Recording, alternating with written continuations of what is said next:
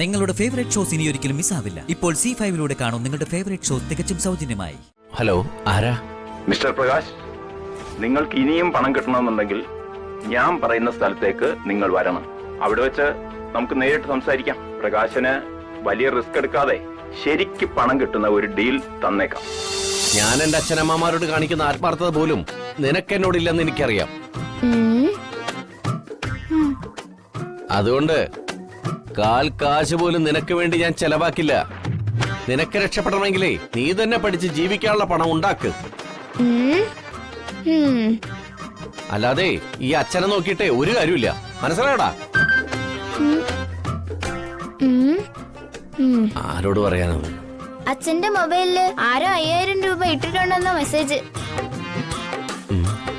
ആരാ അച്ഛ 5000 രൂപ ഇട്ടിരിക്കുന്നേ? അത് പിന്നെ ഒരു സുഹൃത്ത് എന്നോട് 5000 രൂപ കടം മേടിച്ചിട്ടുണ്ടായിരുന്നു. അയാളിട്ട കാശായിരിക്കും ഇത്. നിനക്ക് വേറെ ജോലിയൊന്നുമില്ലേ? പോയേ നീ താടാ പോടാ.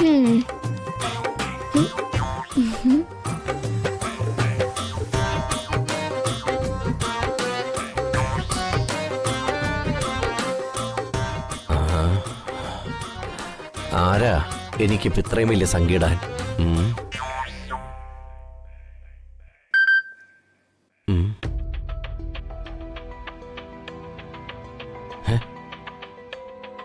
വീണ്ടും ഒരു 10,000 കൂടി എന്റെ അക്കൗണ്ടിൽ വന്നു കഴിഞ്ഞല്ലോ. ഇനി ആരെങ്കിലും നമ്പർ തെറ്റി അയക്കുന്നതാണോ? പണം അയച്ച നമ്പറിലേക്കൊന്ന് വിളിച്ച് ചോദിക്കാം. അല്ലെങ്കിൽ വേണ്ട, വരുന്നിടത്തോളം പണം വരട്ടെ. പണം തിരിച്ചു ചോദിക്കുമ്പോൾ എന്താ വേണ്ടതെന്ന് വെച്ചാൽ അങ്ങനെ ചെയ്യാം.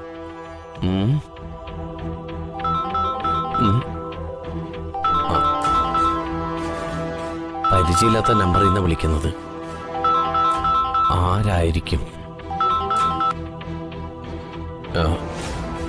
ഹലോ, 15,000 രൂപ അക്കൗണ്ടിൽ വന്നില്ലേ?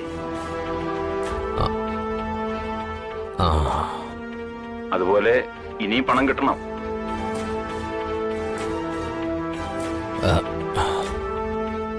എനിക്ക് പരിചയമുള്ള ശബ്ദമായിട്ടാണല്ലോ തോന്നുന്നത്.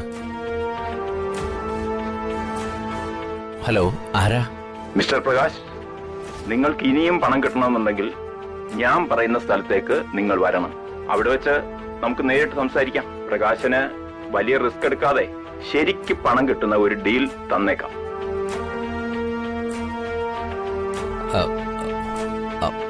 അത് പിന്നെ താല്പര്യമുണ്ടെങ്കിൽ അറിയിച്ചാൽ കാണേണ്ട സ്ഥലം ഞാൻ ലൊക്കേഷൻ ഷെയർ ചെയ്യാം. പിന്നെ നിങ്ങൾ വിചാരിക്കും പോലെ ഇത് മോശം ബിസിനസ് ഒന്നുമല്ല, കൊലയാളി സംഘമോ ഒന്നുമല്ല. നേരിട്ട് കണ്ട് ബോധ്യപ്പെട്ട് ഡീൽ ഉറപ്പിച്ചാൽ മതി. എന്താ, മീറ്റിംഗിന് തയ്യാറാണോ?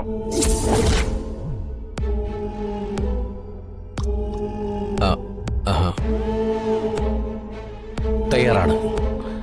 എങ്കിൽ മീറ്റിംഗ് സ്ഥലവും സമയവും ഞാൻ അയച്ചു തരാം. ഓക്കെ? ഓക്കെ. ആരായിരിക്കും എന്നെ വിളിച്ചത്? നല്ല പരിചയമുള്ള ശബ്ദമാണല്ലോ. Number save ചെയ്തിട്ടുമില്ല.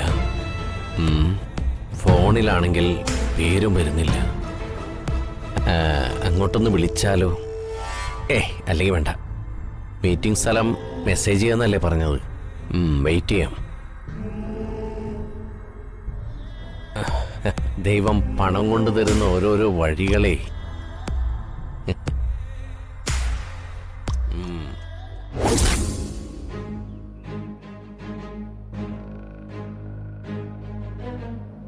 പണത്തിന് അത്യാഗ്രഹിയാണ് പ്രകാശ്. പണത്തിന്റെ മുന്നില് അയാൾക്ക് രക്തബന്ധമോ വ്യക്തിബന്ധമോ ഒന്നുമില്ല. എന്തും ചെയ്യും. കുറുപ്പ് സാർ കേട്ടിട്ടില്ലേ, പണമാണ് എല്ലാം എന്ന് കരുതിയാൽ പണത്തിന് വേണ്ടി എന്തും ചെയ്യാൻ തയ്യാറാവും. അവിടെ ആരെ ഒറ്റിക്കൊടുക്കും? സ്വന്തം അച്ഛനാണെങ്കിലും കൂടപ്പിറപ്പാണെങ്കിലും. സാഗർ പേട്ട ചുണ്ടക്കുരുക്കിൽ അയാൾ പെട്ടുകഴിഞ്ഞു. മാധവന്റെ കുടുംബത്തിൽ ഇങ്ങനൊരു അത്യാഗ്രഹി ഉണ്ടെന്നുള്ള കാര്യം എനിക്ക് സാഗർ പറഞ്ഞപ്പോഴാണ് ബോധ്യമായത്. നേരത്തെ അറിഞ്ഞെന്നെങ്കിലേ സാറ് പ്രകാശനെ വെച്ച് പല കുണ്ടാമണ്ടികളും ചെയ്യിക്കാമായിരുന്നു. കുറുപ്പ് സാർ നോക്കിക്കോ, അവൻ പട്ടിയെ പോലെ വാലാട്ടി എന്റെ പിറകെ വന്നിരിക്കും. അവനെ മുൻനിർത്തി വന്ദന എന്ന അഹങ്കാരിയെ ഞാൻ വീഴ്ത്തിയിരിക്കും. സാഗറെ, ഈ അത്യാഗ്രഹം എന്ന് പറഞ്ഞൊരു സംഭവം ഇല്ലായിരുന്നെങ്കിൽ മനുഷ്യൻ പരസ്പരം സഹായിച്ചു മുടിഞ്ഞേനെ. അല്ലേ സെക്രട്ടറി? ഹ. പ്രകാശൻ ഒരിക്കൽ കൂടപ്പറപ്പിനെ കൊണ്ട് എന്റെ അരികിൽ വിലവേശം വന്നതാ. അന്നേ അവന് കുറിവെച്ചതാ ഞാൻ. നിമിഷ നേരം കൊണ്ട് അവിടെ സംഭവിച്ചത് എന്താണെന്ന് അറിയാമോ? സമ്പത്ത് മുഴുവൻ രാഗിയുടെ പേരിലും ഞങ്ങൾക്ക് ബാധ്യതയാവേണ്ട കാലും കടച്ചാണ്ടില്ലാത്ത ആ പെങ്കൊച്ച് വന്ദനയ്ക്കും. സൂപ്പർ. രാഷ്ട്രീയത്തിൽ പോലും ഇത്ര പെട്ടെന്ന് കാര്യങ്ങൾ മാറി മറിയില്ല. കുറുപ്പ് സാറേ, ഈ സാഗറിനെ കൂടെ നമ്മുടെ പാർട്ടിയിൽ എടുത്താലോ? എന്നിട്ട് വേണം അവന്റെ സീറ്റും അടിച്ചോണ്ട് പോകാൻ. എന്റെ കാര്യം ഗോപി. അയ്യോടാ. കുറുപ്പ് സാറേ, ഗലത്തിലുള്ള ശത്രുവല്ല, കൂടാരത്തിനകത്താ നമ്മൾ വന്ദനയ്ക്ക് ശത്രുവിനെ ഒരുക്കാൻ പോകുന്നത്. ഏത് നിമിഷവും ആയുധം തുളച്ചു കയറും.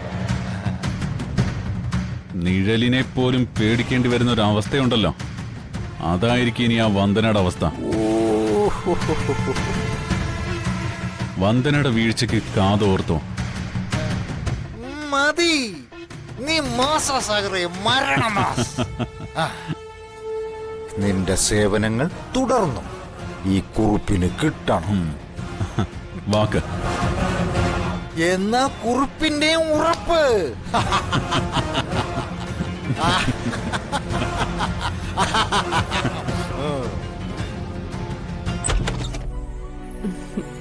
വായിട്ട ഇതാ എന്റെ റൂം.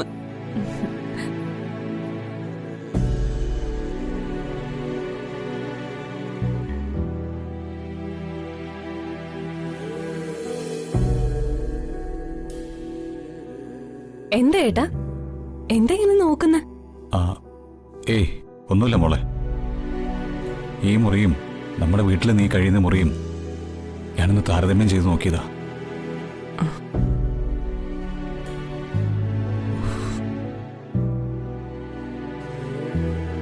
ഹരിതേ, ഏട്ടാ, കൊട്ടാരത്തിൽ കഴിയുന്ന പോലെ ജീവിച്ച പെണ്ണാ നീ. ഇപ്പോ ഇവിടെ സുഖാണോ മോളെ നിനക്ക്? സുഖാണ് ഏട്ടാ. ആഡംബരങ്ങളിൽ മാത്രമല്ലല്ലോ സുഖവും സന്തോഷവും ഒക്കെ.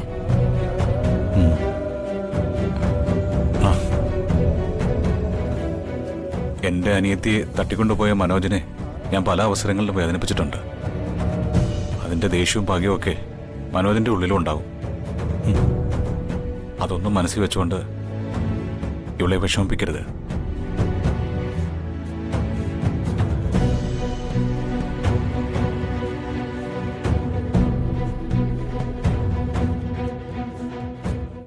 ഡൗൺലോഡ് ചെയ്യൂ C5 ആപ്പ്. കാണൂ എല്ലാ എപ്പിസോഡുകളും സൗജന്യമായി.